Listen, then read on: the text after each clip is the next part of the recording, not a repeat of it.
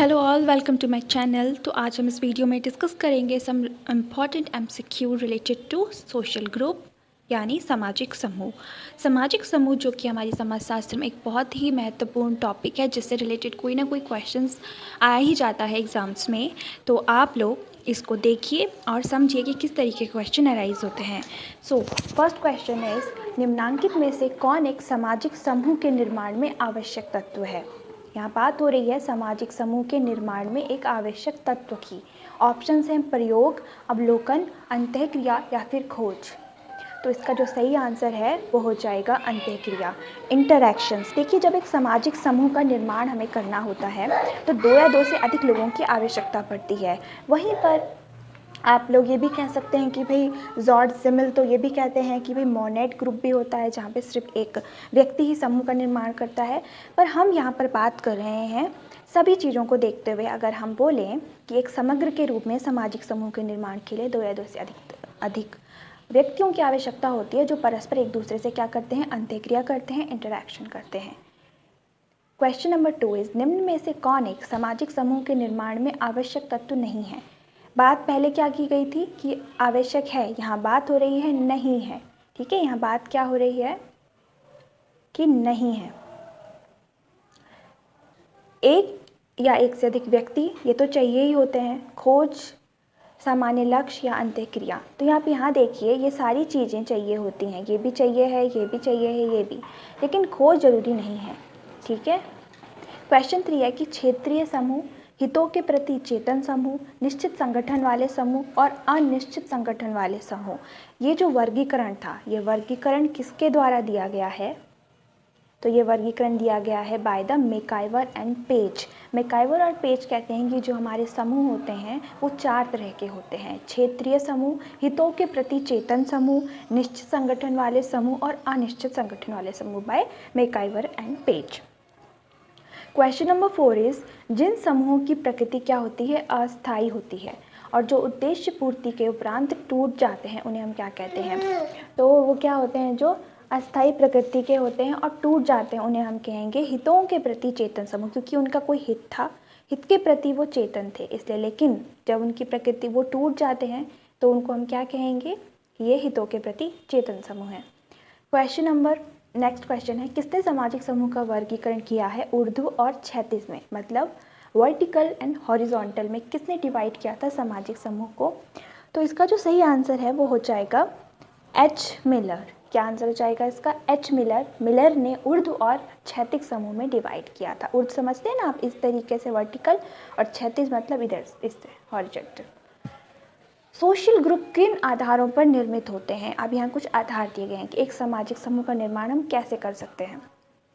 दो या दो से अधिक व्यक्तियों के बीच अंतः संबंध, लोगों की आपसी संबंधों की चेतना, या फिर दो या दो से अधिक व्यक्तियों का संग्रहित होना। यहाँ बात आ रही है ए और बी की। देखिए, जो सी है ना, उसको आप पढ़िए, ये क्या कह रहा है कि दो या दो से अधिक व्यक्तियों का संग्रहित होना।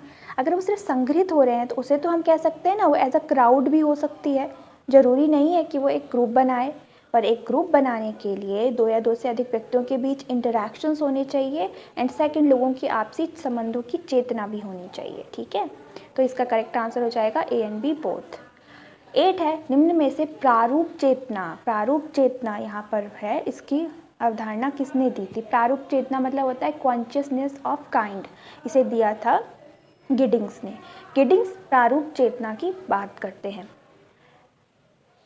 किसने समूह को एक बंधक समूह और बहुबंधक समूह, एक बंधक और बहुबंधक समूह में बताया है। तो वो बताया है पीए सोरोकिन ने, unibounded and multibounded में। ठीक है, सोरोकिन ने बताया था।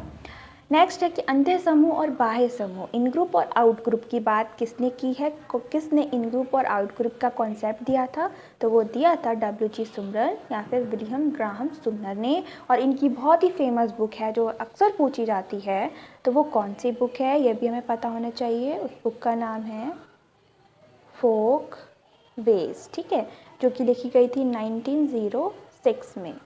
1906 में सामाजिक समूह को 4 वर्गों में विभाजित किया था। वो 4 वर्ग कौन से हैं, देख लीजिए। सांख्यिकी समूह, सहयोगी समूह, सामाजिक समूह या समिति संबंधी समूह।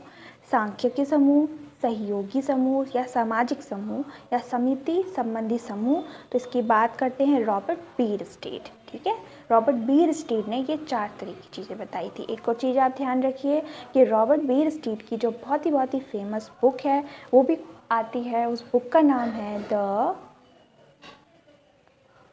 Social order. ओके, ये भी आती है।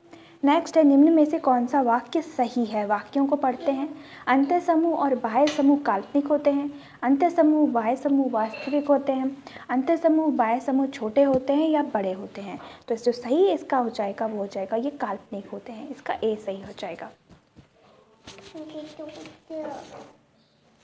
नेक्स्ट है, किसने कहा था कि सामाजिक वर्ग वस्तुतः समूह है, वे अपेक्षाकृत खुले हैं, बंद नहीं। ये एक कोटेशन है। उन्होंने ये कहा था कि जो सामाजिक वर्ग होते हैं ना वो समूह है, ये खुले होते हैं, बंद नहीं होते। तो ये कहा था टीवी बोटो मोर ने। वो कहते हैं कि जो सामाजिक समूह हैं वो खुले हैं, बंद नहीं है। नेक्स्ट है, निम्नलिखित में से हमको ना जो ये जोड़े दिए गए हैं, मतलब पेयर्स दिए गए हैं, उसमें हमें सही सोशियोलॉजिस्ट के साथ उसे मैच करना था। तो जो हमारा पहला है, देखिए पहला है हमारा क्षेत्रीय समूह वेबर, प्राथमिक समूह कोले, अंतः समूह समनर या संदर्भ समूह मर्टन। तो यहाँ देखिए जो बी सी एंड डी है, ठीक है, बी सी एंड डी जो है वो बिल्कुल सही है। प्राथमिक समूह द्वैतिक समूह के बाद चार्ल्स हॉटन कूले ने ही की थी। अंतर समूह बाह्य समूह की बात विलियम ग्राहम सुमनर ने ही की थी। एंड संदर्भ समूह रेफरेंस ग्रुप की बात रॉबर्ट किंग मर्टन ही करते हैं। वहीं पर क्षेत्रीय समूह की बात वेबर नहीं करते। अब कौन करते हैं ये भी हमें पता होना चाहिए। तो क्षेत्रीय समूह की बात करते हैं Peter L Berger.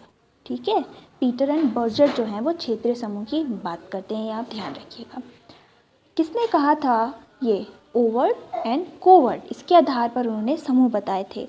Overt and covert के बताते हैं गिटलर। कौन बताते हैं? गिटलर बताते हैं। अब यहाँ पर हमें देखिए कुछ सूची दी गई हैं। उन सूची को हमें मैच करना है। ठीक है, हम क्या करेंगे? मैच करेंगे सूची से। आप देखिए यहाँ पे क्या है। सबसे पहले एक जगह संकल्पना है, दूसरी जगह उदाहरण दिए गए हैं। पहला पढ़ते हैं प्राइमरी ग्रुप। अब आप पढ़िए प्राइमरी ग्रुप इनमें से क्या हो सकता है? तो इनमें से जो प्राइमरी ग्रुप होगा वो होगा